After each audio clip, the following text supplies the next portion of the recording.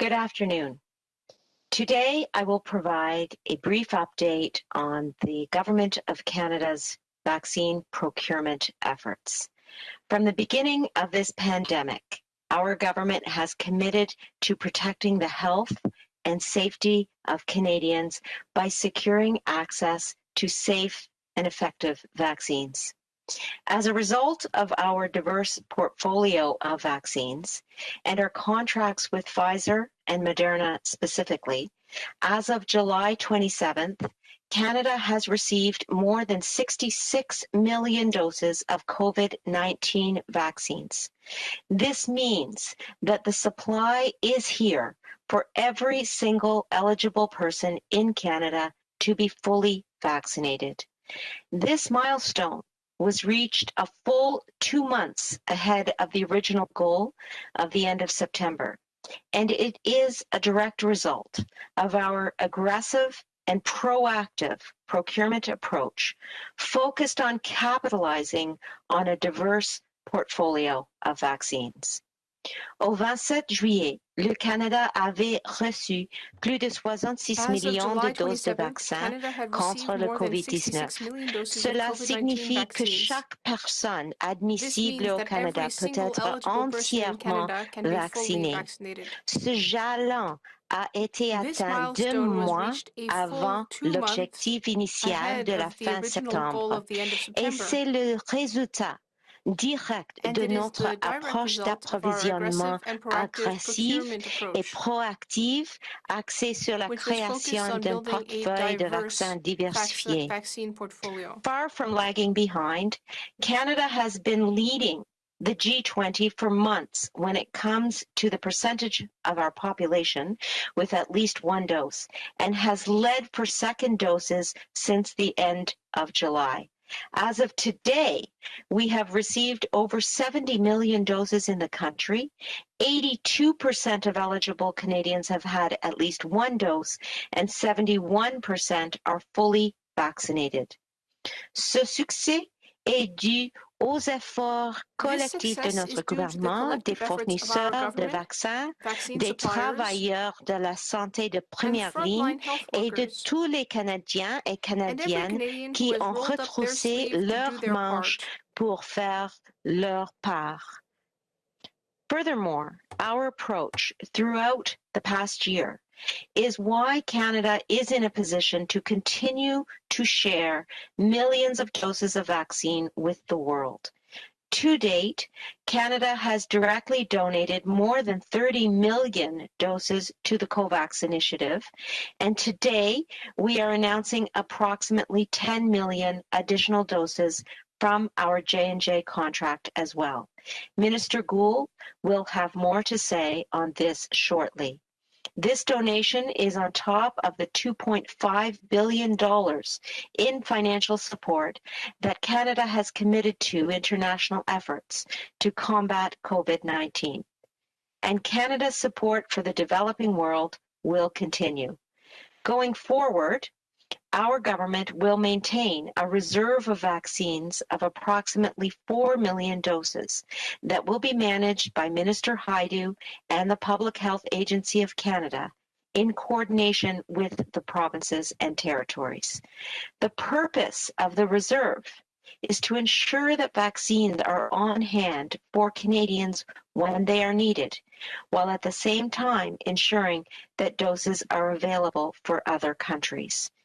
Canadian doses that are identified as surplus will be donated to international partners on an ongoing basis as negotiated and facilitated by Karina and her team at International Development. My team and I at PSPC will continue to work with vaccine suppliers to maintain Canada's supply and to help coordinate deliveries of donated doses to other countries.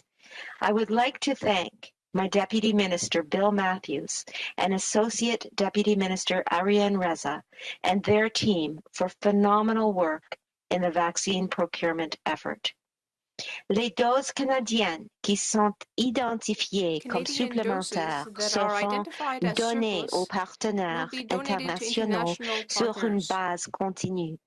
on an tel que ongoing basis négocié as et negotiated géré par and Karina et facilitated son équipe à by développement Karina and her team at international. International Mon Development. équipe et moi, à ESPAC, My continuerons team and de I travailler at avec les PSPC fournisseurs de will vaccins continue to work pour with vaccine maintenir suppliers to l'approvisionnement du maintain Canada Canada's et pour supply aider à and to coordonner help la coordinate livraison des deliveries of doses données donated à d'autres doses to pays. other countries. It is through this approach that our government will continue to ensure that Canadians have the doses we need, while at the same time continuing to be a leader in the international effort to combat COVID-19.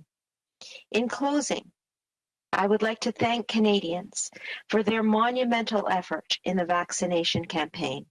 From town to town, city to city, province to province, hockey arena to hockey arena, you have continued to step up to help each other and therefore our country. It is an honor to serve you. Thank you. Miigwech. Merci. Thank you. We will turn over to Minister Gould. Great. Thank you so much, Anita.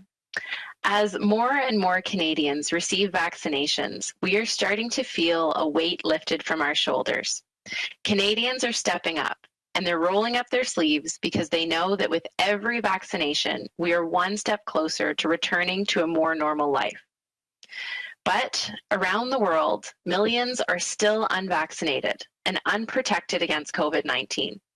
In low-income countries, only 2% of the population have received one dose. We have a lot of work to do to vaccinate the entire planet. And that is why Canada has mobilized over $2.5 billion in international assistance in response to the pandemic. Canada's contributions to global mechanisms such as the Access to COVID-19 Tools Accelerator, led by our partner, the World Health Organization, will also help get vaccines in arms. And today, I am pleased to announce that Canada will share up to 10 million doses of the Janssen vaccine for distribution to low and middle income countries. The doses were secured through advance purchase agreements. This brings Canada's total donations to the COVAX facility to over 40 million in-kind doses, making Canada one of the leading countries in vaccine donations per capita. We can be proud that 40 million doses is the equivalent to a dose donated from every Canadian to somebody else in the world that also needs to get vaccinated. Nous avons beaucoup de travail à faire pour vacciner la planète entière. Et c'est pourquoi le Canada a mobilisé un peu plus de 2,5 milliards de dollars en assistance internationale en réponse à la pandémie. Les contributions du Canada à des mécanismes mondiaux comme le ACT, dirigé par notre partenaire, l'Organisation mondiale de la santé, aideront également à vacciner les populations plus vulnérables. Et aujourd'hui, j'ai le plaisir d'annoncer que le Canada partagera jusqu'à 10 millions de doses supplémentaires du vaccin de Janssen qui seront distribuées aux pays à revenus faibles et moyens. Ces doses ont été garanties dans le cadre d'un accord d'achat anticipé. Cela porte le total des dons du Canada à COVAX à plus de 40 millions, ce qui fait du Canada l'un des principaux pays en matière de dons de vaccins par habitant. And here, closer to home, our partnership with UNICEF Canada through the Give a Vax matching campaign will help to raise funds to get vaccines safely and quickly to developing countries. The idea is simple. Donate to UNICEF Canada to help the global effort to vaccinate the world. Our government will match your donation. That's double the money. That's simply a great investment. I'm glad to report today that thanks to the generosity of Canadians, UNICEF Canada has already raised over $5 million in this campaign to date. That's awesome. Thank you. Canadians have the opportunity to donate to UNICEF Canada until September 6th.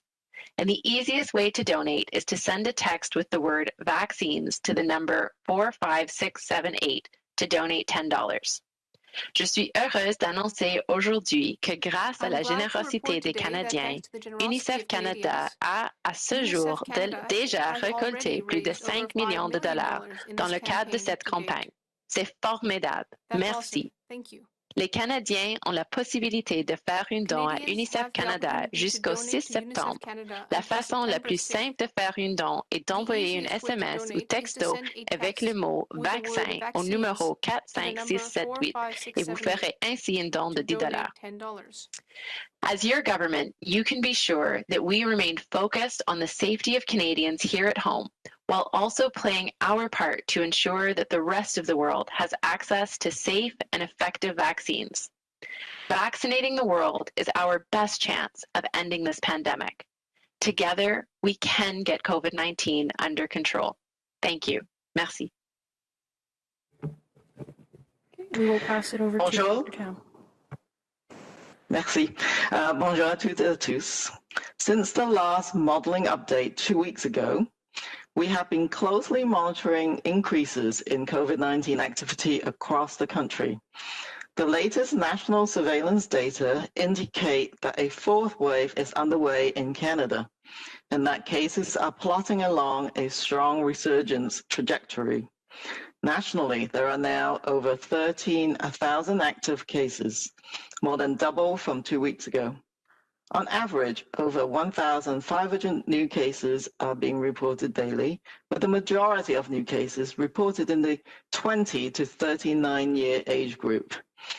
After several months of declining severity trends, we're now seeing early signs of increases in severe illnesses following the recent increase in cases.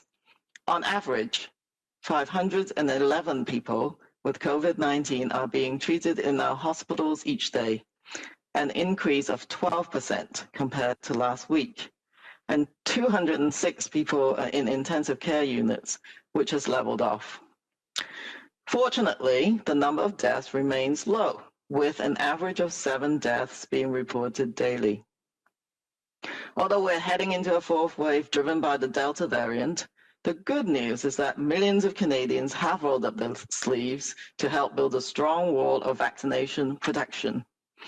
While the Delta variant is more contagious, a complete 2-dose series of COVID-19 vaccines still provides substantial protection. The vast majority of cases and hospitalizations are in those not fully vaccinated. To date, more than 50 million doses of vaccines have been administered in Canada. More than 82% of the eligible population 12 years older have received at least 1 dose. And importantly, over 71% are now fully vaccinated, providing strong protection against symptomatic disease and severe illness. However, there are still millions of eligible people in Canada who have not been vaccinated, and coverage is not even across age groups. In particular, during this last stretch to increase vaccine uptake further across all age groups, we need to build up momentum to increase coverage among young adults, the age group where most of the transmission is occurring. This could help reduce the size of the fourth wave this fall and winter and help limit its impact on our healthcare system. As well, the Public Health Agency of Canada, along with the National Advisory Committee on Immunization and the Chief Medical Officers of Health, are working with experts across the country to closely monitor emerging evidence on the potential need or benefit of a third dose in certain populations, including those who are immunocompromised. For now, our top priority remains ensuring as many people in Canada who are eligible are vaccinated. Together, we have made a lot of progress, and now is not the time to stop. To reduce the risk that this fourth wave could exceed healthcare capacity or negatively impact essential activities like school, we must redouble our efforts to increase the proportion of fully vaccinated Canadians and maintain vigilance with public health advice. Let's make the most of these last weeks of summer and get more people in Canada vaccinated with their first and second doses. The more we can vax to the max, the better for back to school. And by getting vaccinated, young adults have the potential to make the biggest impact in building up our firewall of better protection this fall and winter. Thank you. Merci. Megwidge. Bonjour à toutes et à tous.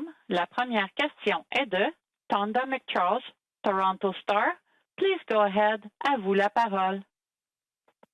Hello, good morning. Given everything that you've just said, Dr. Tam, I'd like to hear from Dr. Tam, and I would like to hear from Minister Anand. How safe would it be to hold an election in Canada now?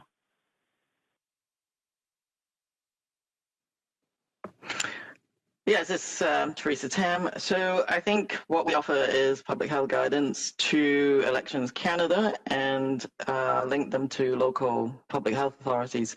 As we've seen, we've done many things in society, opened up different spaces and having safety plans in place throughout this pandemic. So there's a lot that's been learned about how to make these kind of voting spaces, if you like, safe. So I think the key advice is really to observe all those good practices, and that would then make safe voting possible, whether it's the social distancing and mask wearing and all of those measures that everyone's pretty used to by now. But you do have to watch the local epidemiology and the local public health advice as well. So that could vary over time.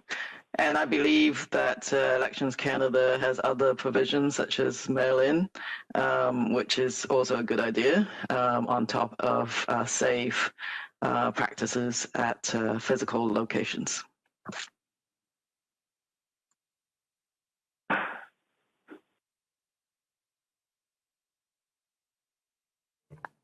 I don't have much to add to Dr. Tam's comments, only to reiterate the importance of following public health guidelines regardless of the situation, and get vax to the max, as Dr. Tam and Dr. New have indicated is so important for our country regardless of the situation.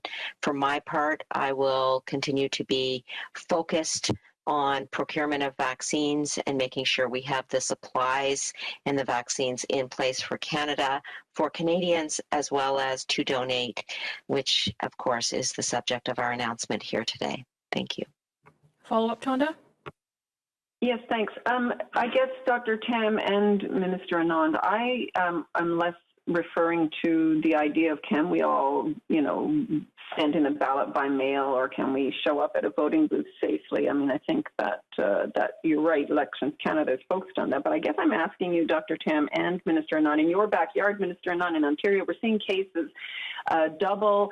The epidemiologists are very concerned about a campaign. So, Dr. Tam, could you address the specifics of what your expectations are of federal political party leaders in terms of campaigning in these areas? Do you want to see federal party leaders, do you think it's safe for them right now and the entourage that follows them to go in and campaign in regions like where you're seeing this fourth wave resurge? And especially given that many of the participants, the workers and whatnot, are in that age group you referenced. Could you speak to the actual campaigning, and Minister Anand as well, for you, your actual campaign? How do you manage that?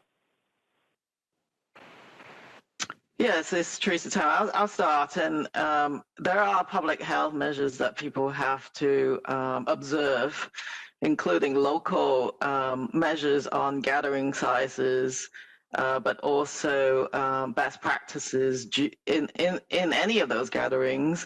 Mask wearing being one of them, outdoors being better than indoors. I would say that encourage everybody who is going to show up any gathering should protect themselves maximally, which includes vaccinations. So I think, again, just as other, you're talking about, voting and making that safe. Absolutely. I think anyone who's sort of campaigning must observe those best practices and follow local public health guidance as well. There's different rules being applied in different areas of the country, and you can't exceed the capacity, for example, of some of those gatherings. And But regardless of those rules, I would just say layer on as many protective measures personally as you can, which starts with the vaccine, masking, hand hygiene, don't show up if you're sick, all of those things. I do think that the size of the gathering does matter, and how you can control the crowd in terms of their behavior might come into play. You know, there are definitely best practices on how to do that. I couldn't agree with Dr. Tam more, regardless of whether it is an election, a picnic, a concert, or a sporting event. Public health guidelines must be observed, and that is what we will continue to advocate as a government right across the board until we get to the other side of the pandemic. Merci. On va prendre la prochaine question, s'il vous plaît. Thank you. Merci. The next question is from, la prochaine question est de Laurence Martin, Radio-Canada. Please go ahead. À vous la parole. Oui, bonjour. Ma question est pour la ministre Gould ou la ministre Anand. Un peu pour poursuivre dans la lancée de ma collègue là, en anglais. Bon, là, les rumeurs d'élection se confirment. On parle de le plan, là, c'est un départ dimanche pour normalement un scrutin le 20 septembre. Avec tout ce qu'on voit en ce moment, la montée des cas, là, est-ce que c'est vraiment raisonnable? Parce que c'est votre décision, là, c'est la décision des libéraux de partir. Est-ce que c'est vraiment raisonnable de se lancer en élection? Is it really reasonable to trigger an election? Allô? Hello? Bonjour, je pourrais confirmer que commencer que ce n'est pas confirmé qu'il va y avoir une élection toujours. Mais comme Dr. Tam a mentionné, on doit suivre dans une élection ou sans une élection des règles des autorités de santé locaux. Et c'est ça qu'on devrait faire comme Canadiens partout au pays. Mais qu'est-ce que vous répondez en suivi? Qu'est-ce que vous répondez aux Canadiens qui s'inquiètent là, de cette quatrième vague? Puis parce que bon, je comprends que c'est peut-être pas encore confirmé officiellement, mais disons que c'est le plan en ce moment. Qu'est-ce que vous répondez aux Canadiens qui s'inquiètent et qui disent mais ça n'a aucun bon sens de se lancer en élection en ce moment?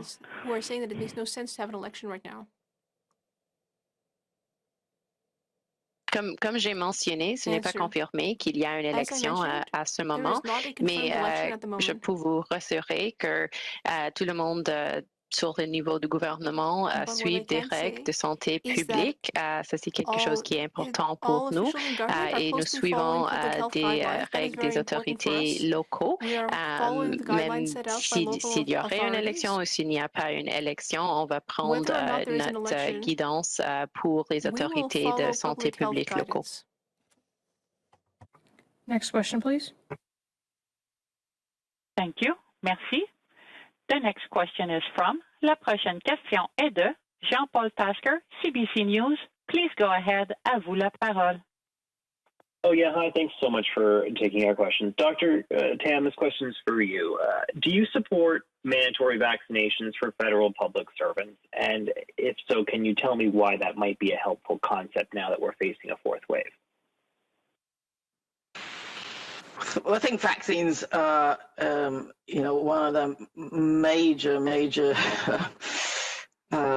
you know, strategies for getting through this pandemic. They're effective, they're safe. So that's the public health rationale for, you know, really to get everybody vaccinated. However, we do that in terms of encouragement, making things easier, increasing access. It's up to the public service and, of course, the clerk's been asked to look into that to address this question. The public health rationales are pretty straightforward in terms of the more people who are vaccinated, the more protection is not just for the individual worker, but also for the colleagues that they work with. But some of the federal workers also work with vulnerable populations, including including some who are, in fact, health workers. So all of these aspects will be taken into account as the clerk and the Treasury Board looks at the actual policy.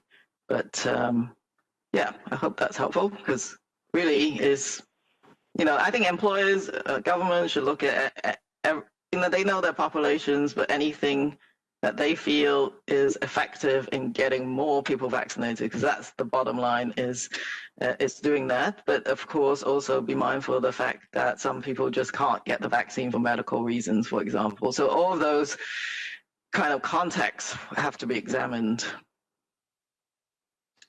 Yeah, the reason, I asked about mandatory vaccinations is, as you mentioned in your opening remarks, it seems like the vaccine campaign has stalled. We're administering fewer than, I think this morning it was 150,000 second doses each day, less than 30,000 first doses daily, and yet we have as many as 5 million people who are eligible for a shot who haven't yet rolled up their sleeves. Do you think we need perhaps a more heavy-handed approach? Do you think we need vaccine passports for everyday activities? Do we need mandates from more employers and the government, essentially forcing folks to get a shot if they want to move about freely? Is that the best way to close the gap now at this stage? Because, supply is clearly not an issue anymore. The government's been trying the, approach of putting advertisements up, and you've been asking people for months to do it, but clearly it's not working enough to really get us to the 90% coverage level that many experts say we need to avoid the worst consequences of a fourth wave. What will it take? Should we get heavy-handed now? Well, first of all, as you've said, I do think we've done remarkably well with vaccine uptake. So just kudos to everyone who rolled up the sleeves, because we must acknowledge that we have been successful to a huge extent. But that last mile, as everybody calls it, is a very difficult one. And I think that's precisely why the Prime Minister has asked for this to be examined thoroughly, and including every policy that is at the disposal of the employer and the federal and Treasury Board and the federal government setting. So I do think that that is being looked at for sure. Both the, as Howard New has said, the carrot, the stick, and everything else in between has to be examined, from all angles. So, I would say just stay tuned on that front, but everything is being looked at. It's Dr. New. Maybe I could just add to what Dr. Tam said. You're right. If you look at the public health objective, really, is to, get as many eligible Canadians vaccinated as quickly as possible. And I think we've done a remarkable job, as Dr. Tam said. The fact that 82% plus have received at least one dose, it speaks to, I think, the majority of Canadians. Once they have the good scientific information, they appreciate the science, they appreciate the explanation of the risks and benefits of vaccination, and they've come forward to get their first dose. And I think certainly the polls indicate as well that they all want to get their second dose as well. So it's just a matter of timing for that first group. You're right, though, in terms of the available tools in the toolbox. There are maybe certain parts of the population that where, just the scientific information and sort of the benefits explained both for themselves, but also protecting their family, friends, and co-workers may not resonate. And maybe you need to use, as Dr. Tem says, additional carrots, and that's where you get to the issue of what we call maybe vaccine passports in the provinces and territories, where, additional motivations such as, having certain privileges, being able to attend a sporting event, for example. I just saw in Manitoba the Blue Bombers game. It was very successful in terms of the stadium, having a fully vaccinated individuals, being able to attend that game. So that's sort of an additional sort of a strategy. And then, of course, what you're referring to, the mandatory vaccination, of course, that is, I would say, probably the most, in some ways, you might say, the heavy-handed tool. But that's something I think that needs to be looked at as well. Certainly, the federal workforce is a large workforce. It also interacts with the public, and those individuals are also part of their communities. And so in terms of trying to limit the spread, having them vaccinated, especially if they work with vulnerable populations and frontline sort of occupations, be it nursing and so on, that's very important. But I think it also, sets a tone and maybe sets an example for many other sectors to also say, hey, this is something we all should be taking much more seriously as a country. And I think, that's why I think, as Dr. Tam said, the Prime Minister has asked the clerk to look at it seriously. And those sort of deliberations, discussions are ongoing. But I think that's the underlying principle, that it's, one of many tools. And it's certainly something that needs to be looked at as well, in combination with all of the other tools we have to motivate and get as many Canadians as possible vaccinated. Thank you. Thanks. We'll take the next question, please. Thank you. Merci. The next question is from La prochaine question est de Libertium, the Canadian Press. Please go ahead. À vous la parole. Yes, thank you. I wanted to follow up on the question about the fourth wave and the election. I wanted to ask Minister Anand, obviously, as you said, there's been no confirmation, but I'm wondering personally whether you think that we should go into an election, and if so, why? And I would ask Dr. Tam what your public health advice to the government would be. Would you advise against an election at this point in time, given that we are now in a fourth wave?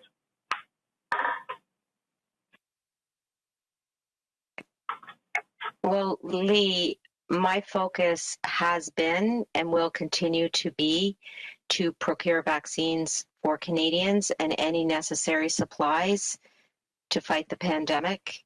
That's why we procured 2.7 billion items of PPE, 44 million rapid tests, and as you know, we have 66 plus million vaccines in the country at the current time as a result of those procurement efforts. We have more work to do, and I will continue to be focused on working for Canadians, regardless of whether there's an election called or not. Thank you. It's Teresa Tam, so it's not my role to advise on whether an election should occur or not. I think the role of the Public Health Agency is to provide guidance should an election takes place and how to do that safely. Many things are going on in society right now in terms of daily activities that requires safer approaches we can manage to avoid any impact on our health systems. So that's what I'm watching really carefully. Yeah, so I think our job is to advise on how to do things as safe as possible.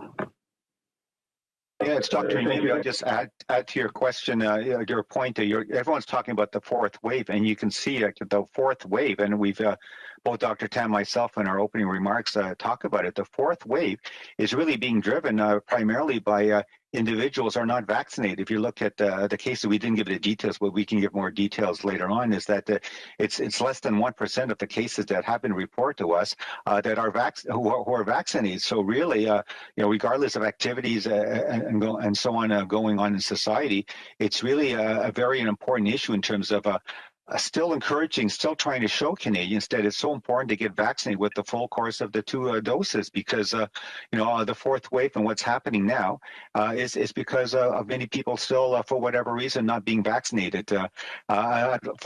So far, and it's then again additional proof that the vaccines are so effective in preventing serious illness and death.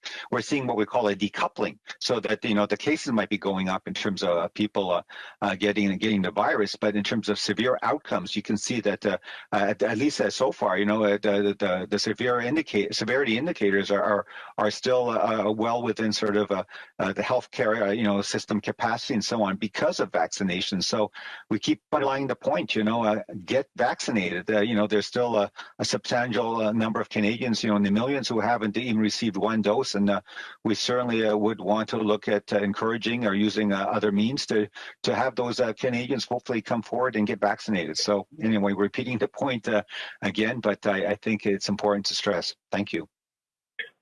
And as a follow-up to that, I was wondering about what statistics, what data we have on breakthrough infections, and kind of if we have comprehensive data already, or whether that is still a work in progress, and as well, if you have a timeline on when you will know whether boosters will be required, or will start being handed out or not.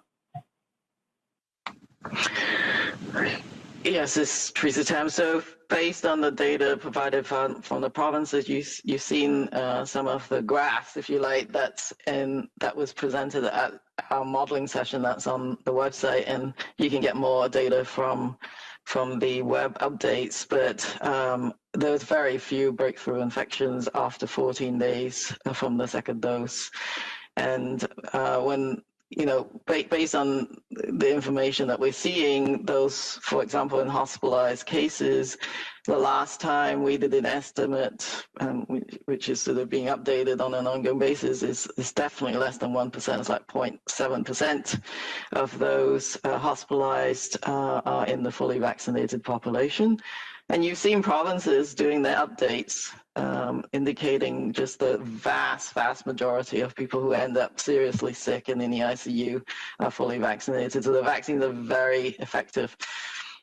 So as we monitor vaccines over time, I'm looking at, well, after 2 weeks, very few breakthrough cases. Well, what about, 6 months later or further out from that? And we're not seeing any increase or a blip in cases who have been vaccinated many months ago. But it is absolutely something in very active discussion right now, as I've said in the opening remarks by the National Advisory Committee, the Public Health Agency, but all the provinces as well, to amass all of our individual data, to look at the studies that are ongoing. You've probably seen some coming through the media just in the last couple of days, some in Canada, some in the United States. So that is just such an active area of data gathering right now. What we wanted to do was to be thoughtful about this, get as many studies as we can. And we expect that in 2 to 3 weeks time frame, we'll get a bit more information. So we're not just relying on singular studies, and that we have a good basis for those recommendations. I think we will look at the immunocompromised group separately from the general population, and including those who were vaccinated earlier on in the vaccination campaign. So I would say in that kind of a time frame right now. Thank you. We will take the next question. Thank you. Merci. The next question is from, la prochaine question est de David Baxter, Global News. Please go ahead. À vous la parole. Yeah, good afternoon. This question is for Dr. Tam. Just with Canada looking at vaccine passports for international travel, what kind of things are we looking at when it comes to people that may have a mixed vaccine dose, such as Pfizer and Moderna, since some countries aren't going to be recognizing that in their own vaccine regimen? Yeah, so there's two components, I think. First of all, of course, Canada is going to accept the travelers who have the vaccines on our list for fully vaccinated individuals and in any different combination. So that's one thing, and we're, I would say, leading the world in that kind of policy. And then we're engaging other countries, not surprisingly, some of the European countries who've already gone with a mixed dose approach. And so because, people, quite frankly, are just working out those requirements right now for international travel, but we are linking with those countries who are fortunate enough, first of all, to have had the vaccine for longer and more populations vaccinated. So that is ongoing. And I would just point to also the recommendations of the WHO and their SAGE, that's a committee that's a bit like NACI, but at the WHO level, who's actually looking at this as well. That's really important when it comes to the world accepting mixed doses. And I know that in one of the latest updates, they point to the fact that, under certain circumstances, the mixed schedule might be appropriate. And so all of this is evolving. And I think I just asked for travelers to be patient and to consult what the requirements are of other countries. So we're tackling the question at sort of both ends, coming into Canada, but also country accepting the Canadian approach, if you like. But we're by no means the only country. So we are trying to sort of leverage others as well. And so you may have seen, I think just in the last week, I believe, a study coming out of Denmark with a vaccine effectiveness for a mixed dose approach. And so all of this is evolving, and countries want to know that kind of data. And so by providing that kind of evidence, we will advance on other countries accepting our successful approach. Follow up? Yeah, and sorry, one sec. And yeah, just with the vaccine passports on the federal level, just how would they work with the provinces to access that health data that likely would be required, verifying when travelers got their various doses and what dose they specifically got?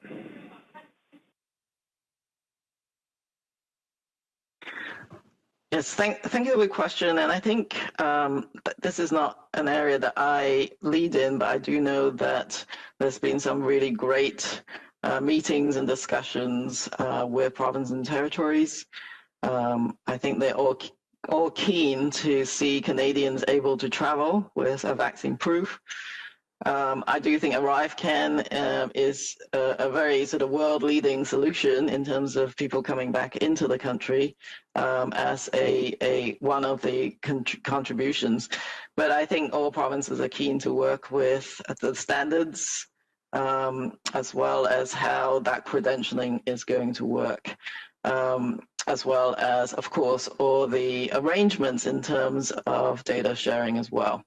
So I think that you'll see all of that work carrying on in the next weeks and into the early fall for some of those early updates. And we will have time for one last question. Thank you. Merci. The last question is from, la dernière question est de Michael Swan, the Catholic Register. Please go ahead. À vous la parole. Thank you very much. I wanted to ask Minister Gould, 25%, at least 25% of healthcare in Africa is delivered by the church. In rural Africa, it's over 50%. So I wonder whether the engagement with UNICEF, with the UN system, and large aid donors is bypassing a kind of a trusted and effective route for vaccines to get into more marginalized communities. Thank you for the question. So I think it should be noted that UNICEF annually delivers about half of the world's vaccines to about half of the world's children. So they have excellent networks with healthcare workers who work locally around the world, including in Africa. And, COVAX is also working with Gavi, or Gavi is managing COVAX, the Global Vaccine Alliance, which again delivers the vast majority of vaccinations to people in rural areas in low and lower middle income countries around the world. So they already have extensive networks with local health providers, and they're using those networks that have been established over decades to deliver the COVID-19 vaccine. Okay. A follow-up really for Dr. Tam. The WHO has come out very strongly against the idea of rich countries using booster shots, yet you're investigating them. Is Dr. Ghebreyesus wrong when he says it's immoral for rich countries to be talking about boosters when most of the world is unvaccinated? Yeah, I think, thank you for the question, and it's a very important one. And, to protect Canada, the rest of the world needs the vaccine as well.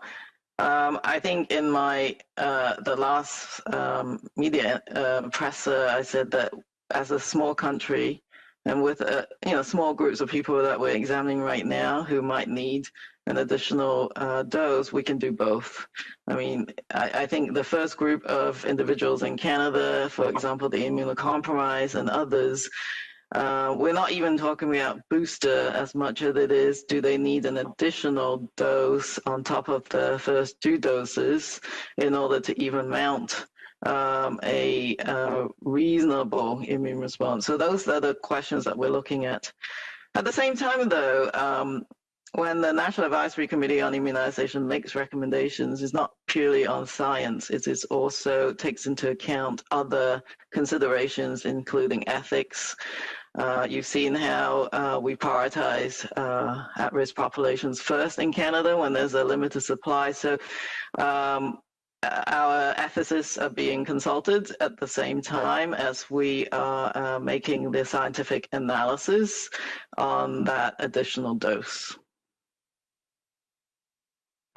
Thank you. That concludes today's press conference. Merci, ceci met la fin à la conférence de presse aujourd'hui. Bon après-midi. Bye, everyone. Bye, take care. Thank you. Thanks so much. Bye, everyone.